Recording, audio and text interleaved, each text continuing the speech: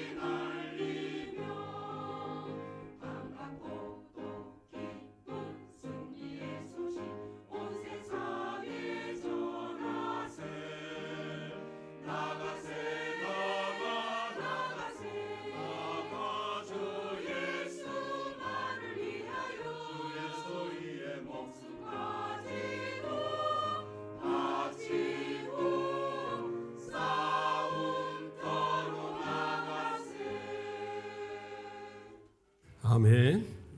오늘도 이 찬양을 통해서 우리 하나님 영광 받으신 줄 믿습니다. 우리 옆 사람과 인사하겠습니다. 사랑합니다. 반갑습니다. 잘 오셨습니다. 환영합니다. 그래요. 날이 이제 풀려야 될 텐데 조금 아직은 좀 추운 것 같아요. 그래도 몸 조심하시고 몸살로 고생하시는 분도 많고 지금 독감은 이제 조금 지나가는 것 같은데 어쨌든 아직 감기로 인해서 고생하시는 분들이 많은 것 같아요. 그래서 서로 잘 좀 이겨가자 이런 마음 가지고 잘 지내길 바랍니다. 오늘 말씀을 통해서 함께 은혜 받도록 하겠습니다. 계속 성도의 가정에 대해서 살피고 있는데요. 아버지와 어머니에 대해서 살폈고 오늘은 맞이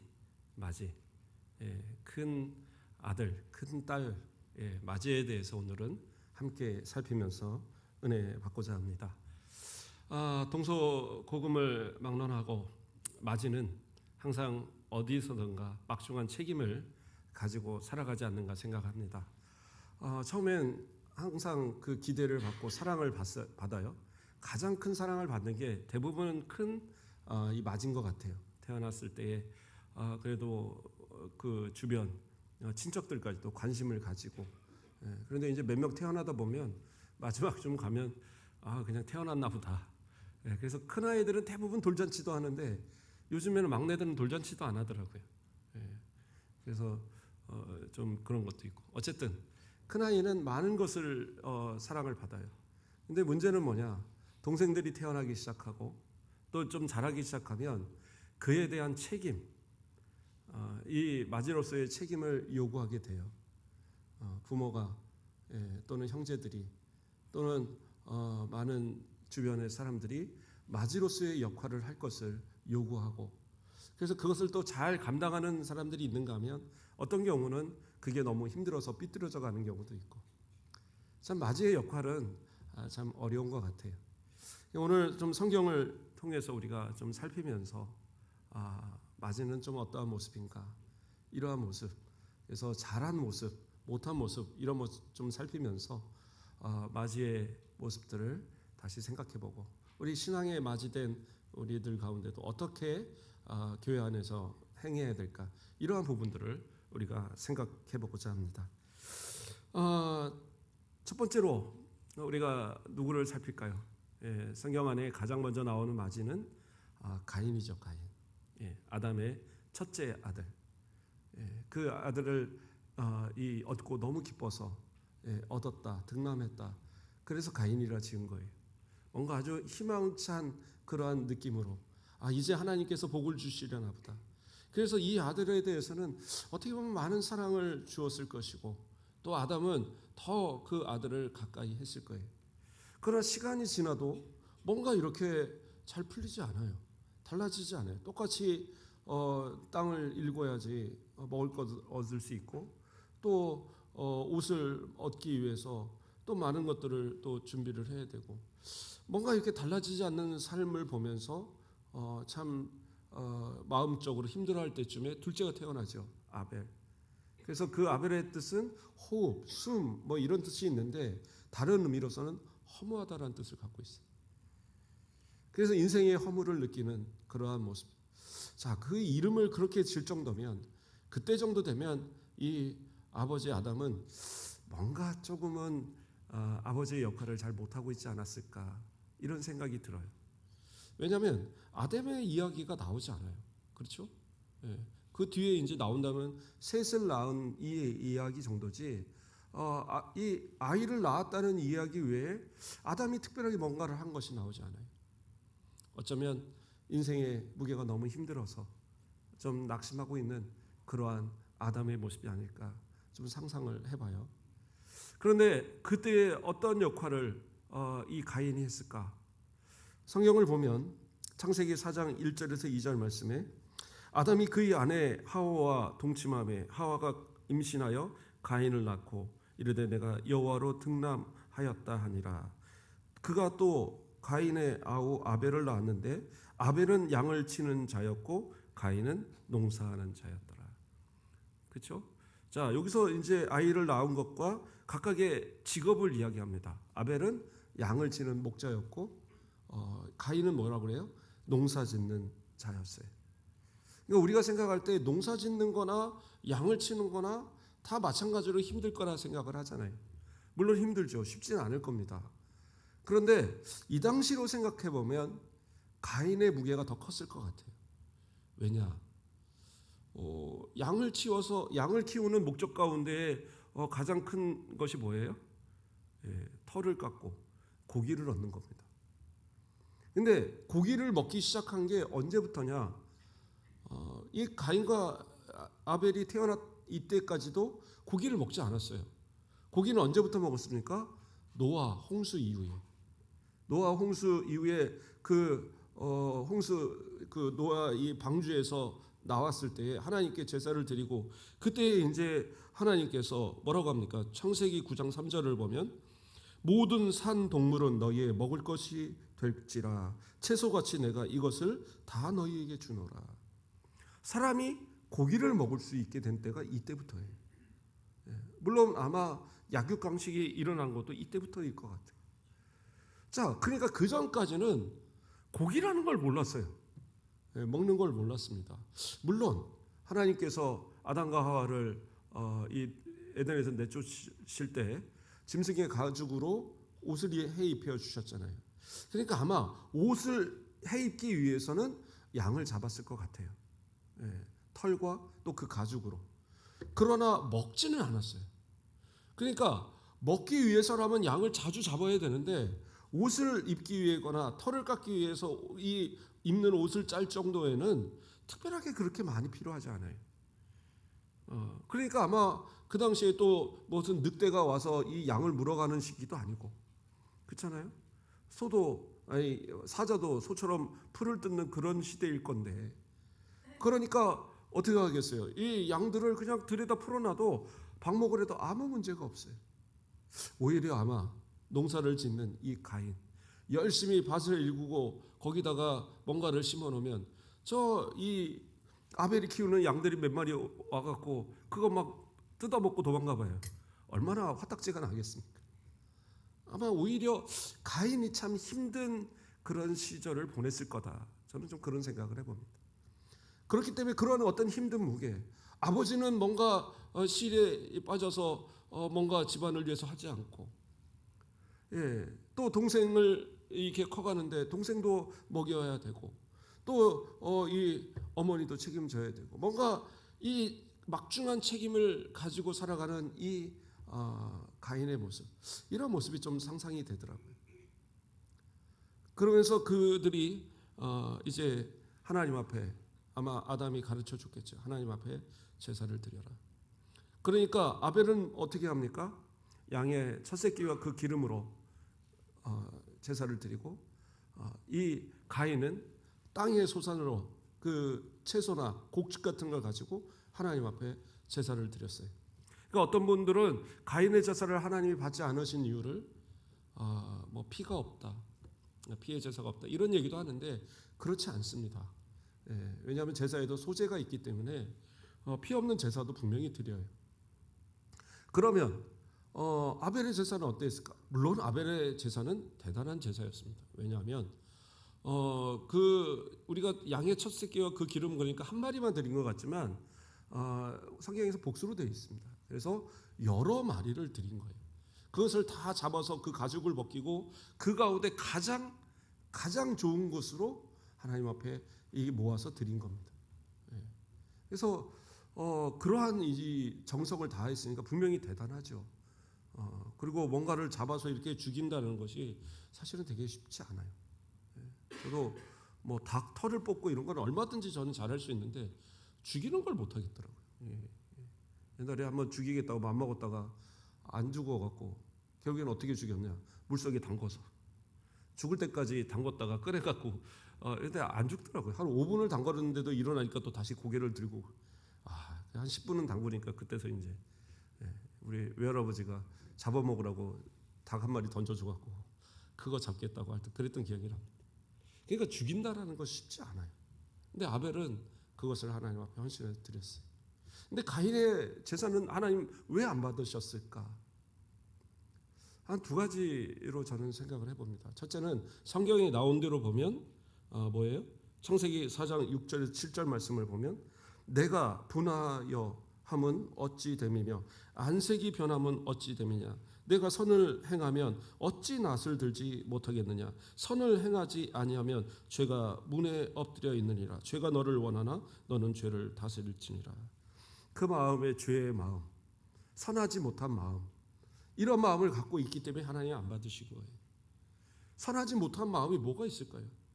아마 그 제사를 드림에 아까워하지 않았을까, 이런 생각을 해요. 얼마나 내가 정성을 다해서 이것을 한 건데, 얻은 건데, 내가 얼마나 이 1년 동안 열심히 노력한 이 제사, 이 어떤 곡식이고 채소인데 이걸 내가 하나님 앞에 어떻게 제일 좋은 걸 갖다 드려? 그건 좀 너무해, 이런 생각. 하나님 앞에 헌금을 드리는 것도 사실은 그렇잖아요. 쉬운 게 아니에요. 단돈 10,000원을 드리는 것도 쉽지 않아요. 하나님 앞에 드리는 것 자체가 왜 그래요? 내 삶에 있어서 이것이 없으면 그만큼 나에게 손해가 되는 거잖아요. 11조를 하는 분들을 보면 10분의 1을 드리는 거잖아요. 그러니까 이게 쉬운 게 아닌 겁니다. 예전에 어떤 신문에서 한번 나오는데 사람들이 보통 경제적으로 어떻게 운영하는 게 이 집안 살림을 운영하는 게 좋냐, 이런 이야기가 나올 때 수입의 10분의 1은 반드시 저금해라, 그 얘기가 나오더라고요. 그러니까 10분의 1을 저금하면 그리고 나머지를 사용하면 참 좋은 것이다, 이런 이제 얘기가 나와요. 근데 우리 성도들은 어떻게 해요? 열심히 모은 100에서 10분의 1을 하나님 앞에 드리고 그리고 나머지 90%만을 가지고 살아가는 것이 우리들이죠. 이게 쉬우냐? 쉽지 않아요. 나아갈 돈들이 뻔하고 이것을 갖고 써야 될 게 뻔한데 내 아이의 등록금을 내야 되고 내 아이의 신발을 사줘야 되고 우리 남편의 양복을 사줘야 되고 해야 될 게 너무 많은데 이거 하나 다 쪼개다 보면 결국에서는 손해볼 것 같은 이런 상황들이 벌어지는데 그러니까 어떻게 해요? 못하는 거예요. 뭐 그래서 뭐 11조 안 한다고 뭐 복을 못 받고 뭐 천국을 못 가고 그런 거 아니에요. 그런 건 아닌데 하나님께서 또 그것을 해보라고 그러잖아요. 쌓을 것이 없도록 부어주신다라고 약속을 했잖아요. 어떻게 보면 더한 축복을 주시겠다고 약속한 부분이니까 목회자는 이렇게 설교할 수밖에 없어요. 그런데 어쨌든 드리는 입장에 있어서는 그게 쉽지 않다라는 거죠. 교회가 뭐 11조만 있습니까? 11조에 또 감사헌금에 이 선교헌금에 그렇죠? 뭐 차량헌금에 뭐 이러한 헌금에다가 또 뭐 때마다 시마다 하는 절기 헌금들 뭐 헌금들 많아요. 그거 다 하려면 사실은 힘들 수도 있죠. 그런데 그렇기 때문에 하나님 앞에 드릴 때는 항상 고민하게 되는 거예요. 10만 원을 드려? 5만 원만 드려? 3만 원만 할까? 에휴, 이번엔 만 원만 하지. 하나 5천 원만 할까? 1,000원을 드려도 하나님은 기뻐하실 거예요. 점점 나를 합리화시켜가는 모습들이 되어지는 거예요. 어떻게 보면 가인은 지금 그랬던 거예요. 하나님 앞에 드리는 거 아까웠던 겁니다. 하나님 앞에 드리는 거 그 마음 가운데 이런다고 해서 하나님이 뭐 드시는 것도 아닌데 이런 생각을 가졌던 거예요. 그러니까 그 제물을 드릴 때 그 마음을 하나님이 이미 아시게 받지 않으셨어요. 근데 왜 그랬을까? 왜 그런 모습을 보였을까? 맞이라서 그래요. 맞이라서. 맞이들은요 돈 함부로 못 써요. 왜냐면 이게 얼마나 힘든 건지를 알거든요. 내 부모가 얼마나 힘들게 벌은 건지 또 이것이 얼마나 지금 우리 가정에 필요한 건지 그래서 그것을 막 아끼고 모으는 이러한 모습들. 그래서 맞이들 대부분 보세요. 어디 가서 뭐 가서 뭐 내가 쏠게 해갖고 막 뭐 좋은데 가서 이렇게 사람들한테 그런 거 잘 안 해요. 물론 이제 사기는 사겠죠. 근데 왜 그러냐? 그만큼 힘들어지니까. 어쩌면 가인은 좀 그러한 마음이 아니었을까. 근데 문제는 더 큰 문제는 뭐냐면 가인은요 또한 이 가정에서 자기가 맡고 있는 이 어떤 이 무게, 이 책임감이요 너무 싫었던 겁니다. 그것을 어떻게 발견할 수 있느냐? 하나님께서 이 가인이 아벨을 죽였잖아요. 아벨을 죽였을 때에 그 아벨에게 질문하십니다. 창세기 4장 9절 말씀을 보면 여호와께서 가인에게 이르시되 내 아우 아벨이 어디 있느냐. 이거 지금 큰 것을 물어보신 거죠. 그런데 가인이 뭐라고 대답을 해요? 그가 이르되 내가 알지 못하나이다. 그리고 하는 말이 내가 내 아우를 지키는 자니까 이렇게 얘기합니다.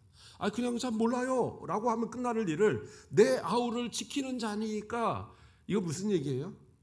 항상 아담이 야, 네 동생 어디 있니? 좀 챙겨봐라. 하와가 야, 동생 좀 챙겨라. 항상 뭔가 이러한 중압감이 있었던 거예요. 도대체 우리 부모는 왜 동생만 좋아하고 나는 맨날 일만 시키고 저 동생 싫어. 어쩌면 그러한 모습이 지금 내재되어 있는 거예요. 그러니까 하나님 물으실 때 그냥 몰라요라고 핑계하는 게 아니라 내가 내 아우를 지키는 자이니까 왜 나에게 찾습니까?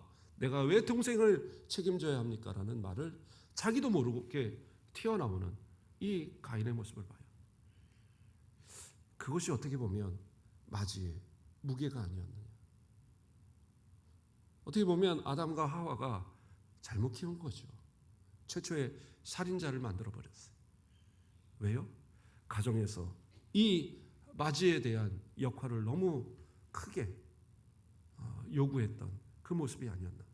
가족들을 다 먹여 살렸어야 하고 또 그 동생도 책임졌어야 되고 그러면서도 항상 그 책임지지 못하는 모습 때문에 혼나고 하는 이러한 모습들이 어쩌면 반복되지 않았을까.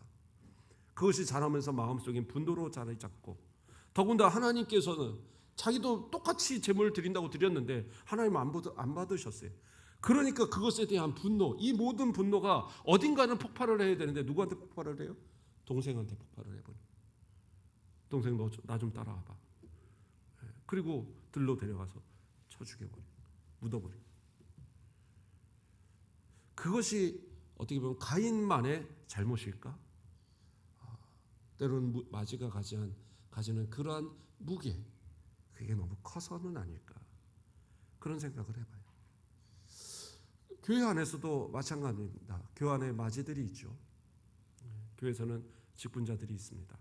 장로님도 있고 권사님도 있고 안수 집사님도 있고 서리 집사님도 있고 다 있습니다. 또 신앙의 연수도 30년, 40년, 50년 되신 분도 있고 또 뭐 평생을 신앙생활 하신 분도 있고 불과 1년, 2년 신앙생활 한 분도 있어요. 근데 교회 안에서도 때로는 마지들한테 그런 신앙의 마지들한테 요구할 때들이 있어요. 때로는 헌금도 더 많이 해야 될 것을 요구하죠. 그래서 장로님은 이 정도는 해야지. 건축이라도 하려면 그렇죠? 그래도 장로님 한 1억씩 해야 되지 않아요? 집에 보증금이 1억이 안 되는데. 그러면 이제 그게 부담이 커지는. 안수 집사님들 그래도 한 5천만 원 해야지 않아요? 아니 1년 연봉이 5천이 안 되는데. 그런 무게감들이 좀 막 있죠. 그래서 어떤 분들은 나는 안수 집사 안 하고 난 권사도 안 할 거야. 이런 경우도 많이 있어요. 강교회들에서. 그러나 또 책임은 커서 항상 모범이 돼야 된다라는 그런 중압감들이 있습니다. 그래서 조금만 잘못하면 장로가 왜 그래? 권사가 왜 그래? 안수집사 왜 그래? 맨날 욕을 먹는 거예요. 그러니까 나는 그냥 집사로 살고 싶어요. 아니 나는 그냥 평신도로 살고 싶어요. 그러면 아무도 누구라고 뭐라 안 하고 맨날 잘해주고 아이고 왔어 이럴 텐데 시간이 지나면 그 책임이 더 커지는 거예요. 제가 전에 있던 교회 집사님 한 분이 며칠 전에 찾아왔어요. 그냥 몇 년에 한 번씩 찾아오시는 것 같아요. 근데 와서 이야기하고 가면 목사님 마음이 편해져서 가요. 근데 그분이 처음 신앙생활을 한 때부터 지금 이제 한 15년 됐더라고요. 벌써 10년이 좀 넘어서 15년 정도 된다고 그래요. 본인이 얘기를 하시더라고요. 그래서 처음에는 자기 너무 좋았대요. 교회 오면 좋고 목사님 보면 목사님 막 그러고 와서 막 장난도 치고 뭐 장로님들한테 장로님 뭐 그러고 장난도 치고 했는데 집사가 되고 뭐 하고 한 10몇 년 되니까 자기보다 늦게 교회 온 사람들이 너무 많더라는 거예요. 그러니까 뭔가 이제는 힘들대요. 교회 와서 예배 드리려면 예배 드리고 그 다음에 뭔가 이 모습에 자기가 이 역할이 이렇게 힘든지 몰랐다고. 그래서 너무 힘들고 그래서 이쪽에 이제 뭐 일 때문에 자주 오시는데 목사님 한번 보고 이야기 나누려고 왔어요. 저하고 동갑이신 분인데 처음에 힘들어할 때 주변 분이 목사님 좀 찾아가서 저 정모세 목사님하고 상담 좀 하라 그랬더니 에이 동갑한테 가서 무슨 얘기를 해 그랬다는 분인데 오늘도 신앙이 자라서 이제 그러한 고민을 이야기하더라고요. 그게 어떻게 보면 맞이가 돼 가는 거예요. 교회 안에서. 그런데 그 책임에 대해서 그것을 인정해 주지 못하면 누군가가 그것에 있어서 인정하지 못하고 오히려 비난하고 비방하면 그러면 어떻게 해요? 그 맞이의 마음들은 너무나도 힘들어지는 거예요. 내가 이러려고 이거 했나? 내가 이러려고 이거 했나? 그렇죠? 어느 대통령 내가 이러려고 대통령 했나? 그랬대잖아요. 그러니까 이것이 어떻게 보면 교회 안에서 마지들의 참 힘든 역할이 아닌가. 다시 가정으로 돌아가서 마지들을 키우는 부모님들, 마지들한테 너무나도 많은 기대와 또 많은 요구, 또 많은 것을 짐을 지어주지 마십시오. 그들도 똑같은 자식들이고 그들도 사랑받아야 됐고 그들도 더 어떻게 보면 아직은 부모에게 뭔가 사랑을 받고 싶은 그러한 모습. 나이가 50이 됐던 뭐 60이 됐던 70이 됐던 살아계신 부모 앞에서는 마찬가지 어린아이 같은 것이 자녀들 아니겠습니까? 그래서 너무 많은 것을 요구하지 마시고 그 중압감을 좀 덜어주고 그 정도면 됐다, 괜찮다. 오히려 위로해 주고 힘을 줄 수 있는 그러한 모습이 되길 원하고. 큰 아이다 보니까 많이 받은 건 분명합니다. 기대가 있어 더 많은 것을 가르치고, 그렇다 할지라도 그 형에 대한 누나에 대한 이 맞이에 대한 대우를 동생들도 그 수고를 우리 저희 형은 우리 동생들은 아무것도 한 게 없는 것 같은데요. 우리 누나는 아무것도 한 게 없는 것 같은데요. 우리 눈에 보이지 않을 뿐이고 우리가 깨닫지 못할 뿐이지 사실은 많은 것을 희생하고 또 많은 책임을 지어온 것이 맞이들이다. 이것을 좀 생각해 주자는 얘기입니다. 자, 두 번째로 살펴볼 사람은 이번엔 여인을 하나 살펴봅니다. 모세의 큰 누나 미리암입니다. 미리암은 어떤 여인입니까? 아론과 모세와 마찬가지로 여선지자로서 이스라엘을 출애굽을 이끈 강인한 여인, 홍해를 건널 때에 그 여인들을 입고 소구를 치며 하나님을 찬양했던 그 여인, 대단한 여인입니다. 근데 누나로서의 이 마지로서의 여인은 어떠했는가? 정말 모르겠습니다. 서양은 잘 모르겠지만 우리나라는 그런 말 있잖아요. 맏딸은 살림미천이다. 이게 별로 좋은 말이 아니에요. 왜 살림미천입니까?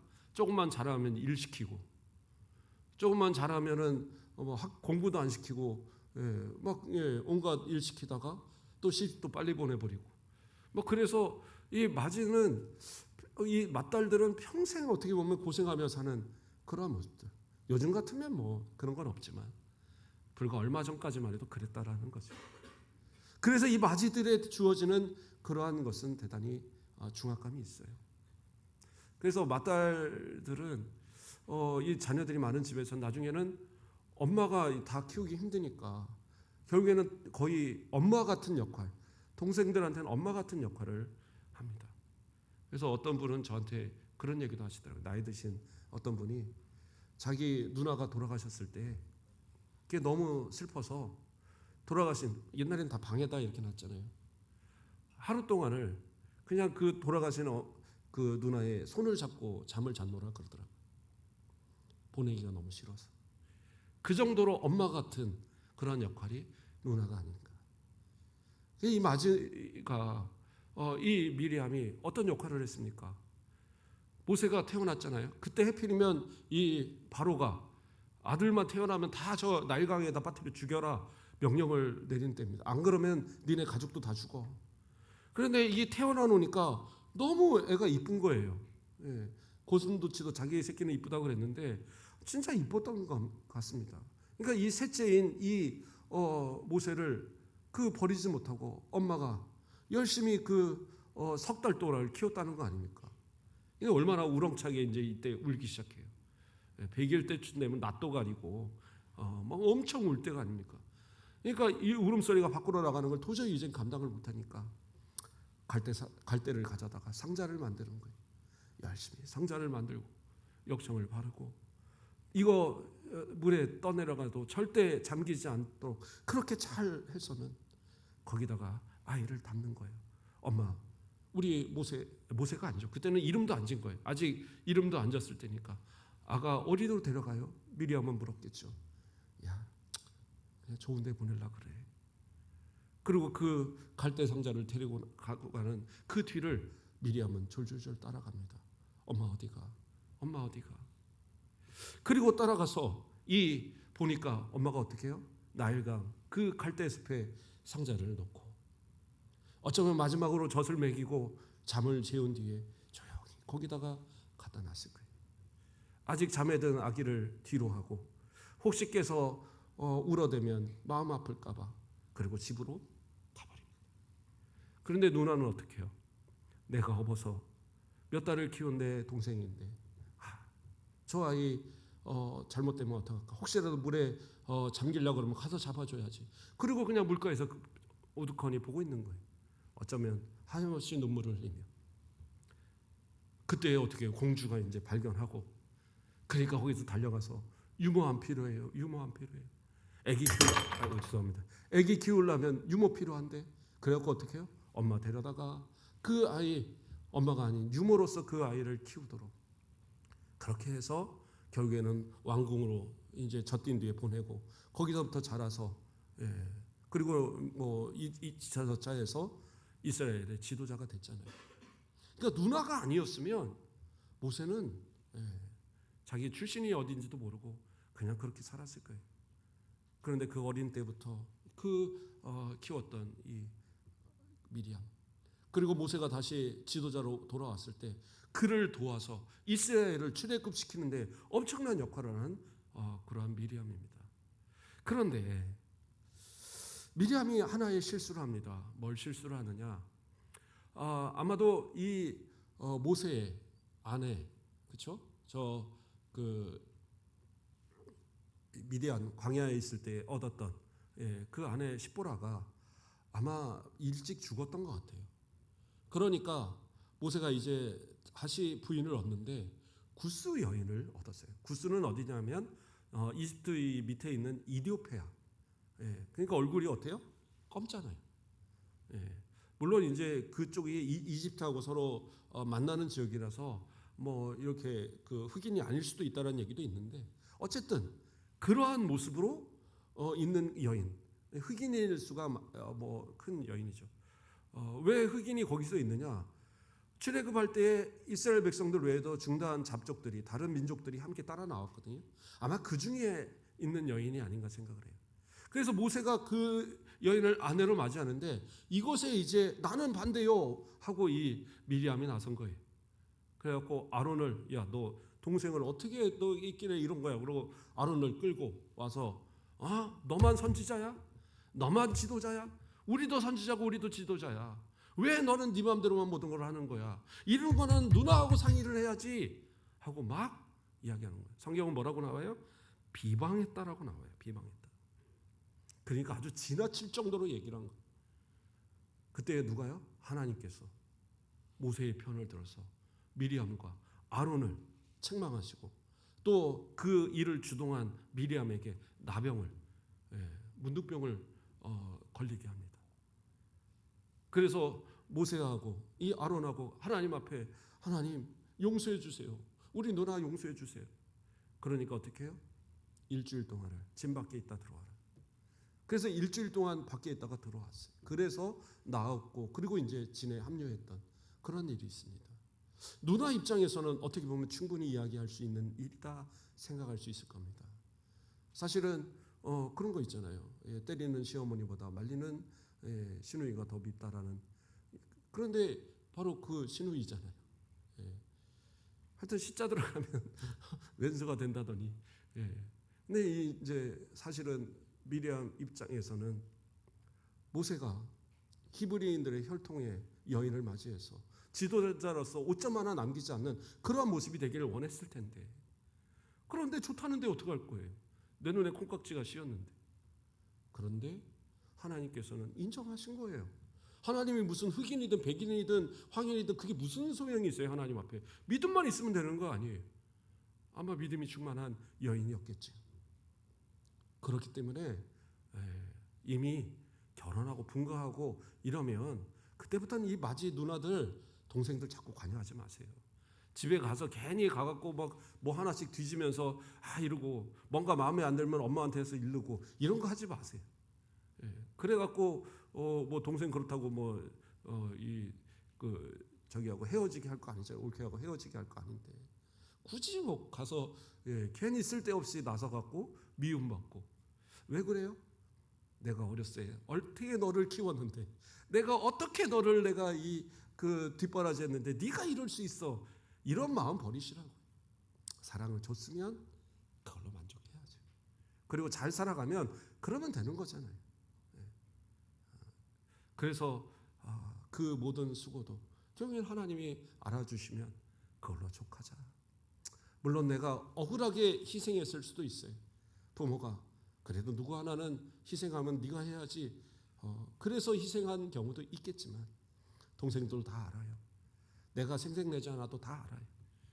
그러니까 그 동생들이 고마워한다는 마음 그거 믿고 그래 너희들 잘 살면 되지. 교회 안에서도 마찬가지입니다.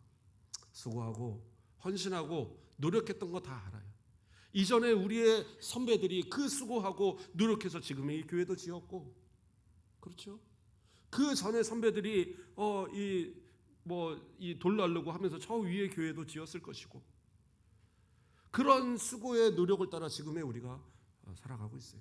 큰 교회들 보면은요, 교회 지을 당시에는 진짜 아까 말한 대로 1억, 5천만 원, 몇 천만 원, 아이들까지도 몇백만 원씩 작정하고 그래서 교회를 지어요. 근데 누리는 건 어떤 사람들이 누리나? 나중에 오는 사람들. 교회 시간 잘 전하면 그때 와서 사람들이 몰려와요. 2배, 3배로 늘어나고 10배씩 늘어나기도 합니다. 그리고 나서는 그 사람들이 장로도 되고 권사도 되고 집사도 되고 그래요.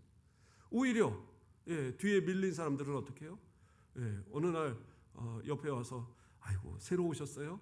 아이고 저 여기 앉으세요. 저 여기 안수 집사인데요. 저 여기 30년 교회 다니고 있습니다. 그런 처지가 되는 경우도 있더라고요. 그렇다 할지라도 그래요. 내가 수고한 거 하나님께 수고한 거니까 본전 생각하지 마시고 그냥 하나님 앞에 드린 것으로, 하나님 앞에 내가 헌신한 것으로 그렇게 마음 먹으면, 그래서 우리 교회가 잘 되는 것 그것으로 마음 먹으면, 한 사람 새로 오면 그 사람 위해서 기도해주고 안아주고 나와 같은 또 다른 이 교회를 위하여 헌신할 수 있는 일꾼 만들면 그러면 되는 거예요. 그것이 신앙의 마지들의 역할이다. 한 사람만 더 살펴보겠습니다. 누가 있을까요? 셋째로 마지는 12아들, 야곱의 12아들의 첫째 르우벤입니다. 르우벤은 레아의 첫째 아내 레아의 첫째 아들이죠. 첫째라는 것이 참 무게가 있는데 이 아들은 좀 우유부단한 모습이었던 것 같아요. 동생 11번째 동생 이 요셉과, 그렇죠? 그리고 이 나머지 형제들 간에 분쟁이 일어날 때 그 중간에 역할을 못해요. 그러니까 결국에는 아버지가 나서서 요셉도 나무라고 나머지 형제들도 나무라고, 그래서 중재를 하는 그러한 역할. 대부분의 형제들의 문제가 나타나면, 그리고 장사가 문제가 나타나면 형이 책임을 져야죠. 형이 가서 이러면 안 돼. 동생 잘 이해하고 용서해 줘야지. 너도 형들 잘 따라야지 하고 서로 이렇게 하면 되잖아요. 근데 그 역할을 르우벤은 못합니다. 심지어는 아버지의 신부를 따라 일하는 이 형들을 찾아온 저 요셉을 보면서 이 동생들이 그래요. 저거 죽여버릴까? 저거 없애버릴까? 그때 그러면 어디서 이런 생각을 해? 안 돼! 라고 단호해야 되는데 마음은 약해서 아이고 그래 그래도 우리 손에 피는 묻히지 말자. 그냥 저기 구덩이에다가 집어넣어서 거기다 넣어갖고 그냥 지가 죽든지 말든지 거기다 집어넣어 버리자. 근데 르우벤의 생각은 어때요? 르우벤은 창세기 42장 37절 말씀을 보면 르우벤이 그의 아버지 창세기 37장 22절, 창세기 37장 22절, 르우벤이 또 그들에게 이르되 피를 흘리지 말라, 그를 광야 그 구덩이에 던지고 손을 그에게 대지 말라 하니 이는 그가 요셉을 그의 손에서 구출하여 그의 아버지에게로 돌려보내려 함이었더라. 이게 무슨 말이에요? 그래 너 내가 거기 들어가 있으면 내가 너 구해줘야지. 자기 혼자 생각은 한 거예요. 근데 나머지 형제들은 길길이 뛰고 있으니까 그냥 거기다 집어넣자. 그리고 자기는 모른 척하고 어디 한 바퀴 돌고 와서 방심할 때 꺼내주려고 자기는 딴 데를 갔어요. 어떻게 해요? 그 사이에 유다가 아이고 저거 우리 죽이면 어떻게 차라리 노예로 팔아버리자. 그래갖고 갔다가 팔아버렸어요. 돌아와서는 아이고 이거 아버지한테 어떻게 가서 말하나. 이게 르우벤의 모습입니다.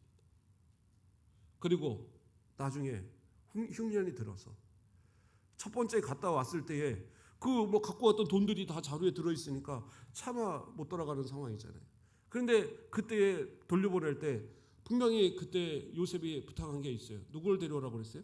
마지막 동생, 자기와 같은 어머니의 아들 베냐민 데려오라고 그랬거든요.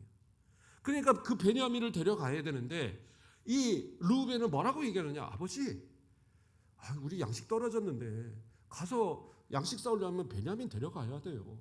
안 돼, 안 돼. 요셉도 이랬는데 이 베냐민 이러면 안 돼. 아버지 그러니까 아버지 만약에 제가 베냐민 다시 못 데려오면 제 두 아들 죽이십시오. 뭔가 좀 이상하죠. 그렇죠. 예, 윤석열의 주장은 좀 그렇고. 자, 나를 죽이시오 해야 되는데 르우벤은 그게 아니에요. 진짜 아버지가 죽일 수도 있으니까 나 죽이라고 얘기 안 하고 누굴 죽이라고 그러냐? 내 자식들을 죽이라고 그래요. 어떻게 아버지가 그런 얘기를 합니까? 근데 요셉은 이 야곱은 안 돼. 끝까지 안 된다 그랬어요. 그리고 좀 시간이 지났어요. 이제 진짜 양식이 없어서 안 되는 상황이에요. 르우벤은 나는 한번 말했으니까 몰라. 근데 넷째 아들인 유다가 가서 뭐라 그러느냐? 아버지, 그 아들 못 데려오면 제가 그 죄값 받을게요. 저 죽여도 돼요. 그 소리 하고 있었어요. 그리고 실제로 가서 이 요셉이 베냐민을 안 보낼 생각으로 꾀를 부렸을 때에 유다가 이 자초지종을 다 설명한 뒤에 뭐라고 하느냐? 저를 여기 종으로 남겨주시고 우리 베냐민은 보내주세요. 유다가 얘기해요. 르우벤은 전혀 나서지 않았어요. 결국에 나중에 누가 장자의 축복을 받아요? 유다가 받아요. 물론 요셉이 받았다고 말하는 경우도 있지만 유다는 분명히 그 다스리는 자가 나온다. 그래서 유다의 자손에서 다윗이 나오고 예수 그리스도가 나왔어요.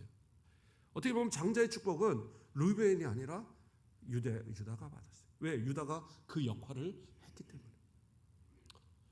예수님께서 마태복음 20장 16절에 이런 말씀을 합니다. 이와 같이 나중된 자로서 먼저 되고 먼저 된 자로서 나중되리라. 신앙에 먼저 된 마지들이요, 제 역할 못하면 내가 아닌 나의 믿음의 후배들이 마지가 돼버릴 수 있어요.